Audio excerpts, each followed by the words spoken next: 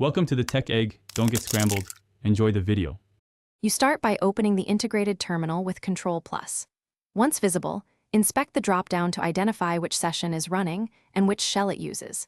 Make sure to list processes by running psaux or task list so you know the PID. This gives you a concrete target.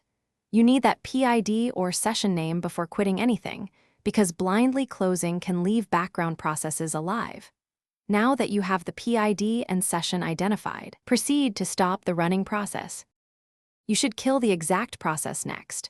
Run kill PID on Mac OS/Linux or taskle/PID/F on Windows, because that terminates the running command rather than just the UI.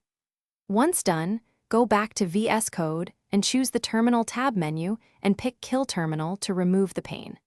If the terminal was started by a Vscode task, open Terminal, right arrow Run Task, and terminate that specific task so it does not restart. Make sure to confirm the process no longer appears in system monitors. To finish, stop automatic restarts by changing settings. Set Terminal. Integrated. Restore on startup to false and disable shell integration or problematic shell profiles so Vscode won't relaunch the same command. Restart Vscode and confirm the integrated terminal remains closed. If an extension spawned the terminal, disable that extension.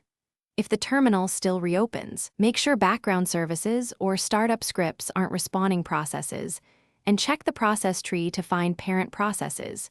Kill or reconfigure them as the Thanks for watching. Consider subscribing if I helped unscramble your problems.